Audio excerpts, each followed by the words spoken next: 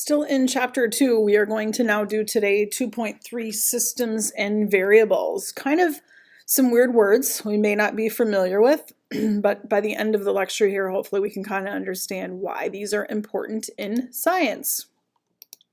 So what a system is a group of objects and the factors that affect these objects. Now we hear that and we think, what are we even going to do with that in science? Now think about all of these things that we study in our world. It doesn't matter if you're someone who's an earth scientist, or let's say you are a doctor and you're studying the human body. We use systems to help us answer questions. So a system is a group of objects and the factors that affect these objects. What your textbook chooses to use is they use as an example, and there's something called a stream table. And what a stream table is, as you can see on the picture here, it's a bucket with some water. It's set up on a stand, and then there's a tray underneath it. Inside the tray, there's sand inside of there. So what you can then do is I can take the water coming out of that bucket, I can turn it up, I can turn it down, so I can change the flow rate of that. I can also change the type of sediment. So maybe I do have sand in it. Maybe I put something in there that's more gravelly, or maybe I even put something that's more like black dirt in there. But I can take water and I can put it in this stream table here, and I can have it run over the sediment, and then I can use that to study things in nature. So even though it's on a small scale and I'm using water and gravel, the same thing's going to happen out in nature. If I have water and I have gravel out in nature, I'm going to have the same thing that happens. So this picture here would be an example of a system. It's a group of objects, the factors that affect those objects, and we can use it to answer questions. And in this case, it would be about the stream. So you can think about some of the factors that you could change with the stream table system. Like I said, you could change the type of sediment. I could have black dirt. I could have gravel. I could change the water flow rate. So I could take that, I can turn it up so the water's coming out really fast. I can make it be low so it's not going that fast. I can also change the height. The stand has a way for me to change the height of it. So I can take that sediment and have it be on a really great slope or on a low slope. So all of those things are factors that I could change in that stream table system to help me study streams and how water moves in there. So we take something like that stream table system and we can apply it to real life things, how streams work out in nature to help us understand things. So in the stream table system, there were some things that we ignored if I talked about we're studying that system. I didn't talk about the temperature in the room. What's the floor like? Are you doing this on carpet or on tile? Is there light there? So those things aren't included. And why do you think I didn't include those things? Do they affect the system? No, those things would not affect the system. If you did this in the dark versus the light, not going to affect it. Maybe temperature for us in northern Minnesota, if it was colder than 32 degrees and the water started freezing, yes, then it might. But if we're talking about above 32 degrees, then no, it's not going to. So a factor that affects an object in a system is called a variable. So think about the things that we talked about with the stream table. We talked about height of the stream table. So in real life, that would be something like slope. Is this a stream that's going down a really steep mountain, or is it going through a field like you see here? Is the water going fast? Is it pushing really fast through there, or is it kind of slower like you see in the picture here? What type of sediment is on the bottom? Maybe this is more rocky, maybe it's more sandy, but all of these things would be considered variables. And as you can see, a system can be affected by many variables at one point in time.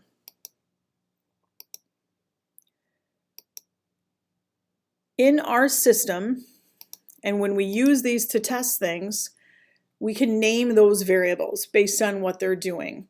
If it is a variable that is changed in the experiment, we call that the independent variable. So when we say the thing that is changed, it's the thing that you're purposely changing to try to get an answer to a question. So independent variable, in this picture on the left-hand side there, would be the height of the stream table. So are you going to have it up high, in the middle, or down below? That would be an independent variable.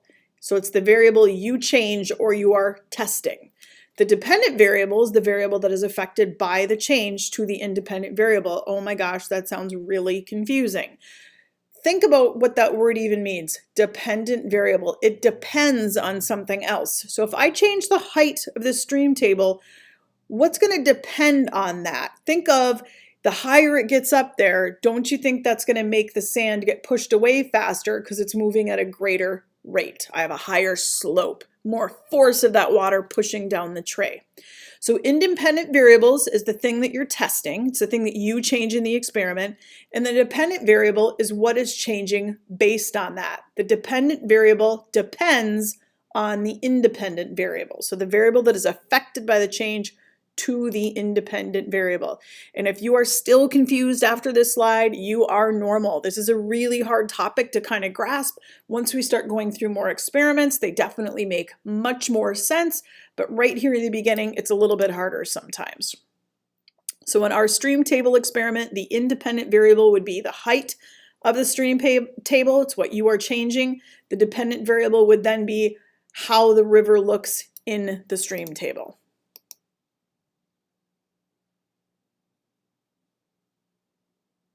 So one characteristic of all systems is their scale. So scale here refers to size. Can you see how scale changes with these three views of a road?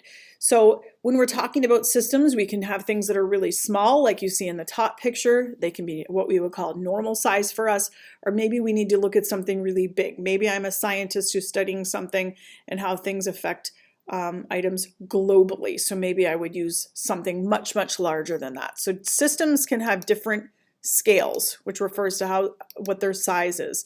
Most of the things we measure in the classroom are what we call macroscopic, which would mean large scale. Variables are on a large scale when you can see them with the naked eye, or you can measure them directly. So our normal world that we live in is called the macroscopic scale. Another tool that we can use as scientists to help us study things and answer questions is something called a model. A model is an explanation that connects the variables in a system through cause and effect relationship. So I'll say that again. An explanation that connects the variables in a system through cause and effect relationship. We use models to help us study things, and it's often things that we can't physically touch, things that are really hard for us to physically touch. In the picture here with the girl kicking the soccer ball, this is an example of what we call a mental model. So in her head, she has an idea of what she's going to do to that soccer ball and what's going to happen afterwards. That would be a mental model. So science uses many types of models. Like the girl on the previous slide, if you wanted to kick a soccer ball into a goal, you would use a mental model to imagine what the motion looks like. So if we're picturing things in our head, how it's working, that's a mental model. Mental's inside your head. If you make a model of something, which was also sometimes called a scale model, that's called a physical model. This is often either a small version, is a smaller version of something big. So think about a globe. That's probably one of the best physical models. Earth is huge, so we just took and shrunk it down, and now I can see it. I can see all the parts on it. Very, very easy. Think about if you've ever had like a space shuttle toy in your house. That would be a physical model. Anytime they build things, if they build like a really large building, or when they build rides in an amusement park, they always build scale models first, and then they work their way up from there. A conceptual model is a way of using your knowledge to understand or remember a new concept. So when we talk about concepts, think of moving parts. So moving parts, it's a concept of how something's actually going to function. And then finally, we have mathematical models. Those are relationships that exist in nature for things, and we can use mathematical models to help us with that. A really easy one for us to know in this grade is density. Density is mass over volume. That is a mathematical model, D equals M over V. There's another very famous one, E equals MC squared, developed by Einstein. So which model does each picture show? Here would be a model of the atom.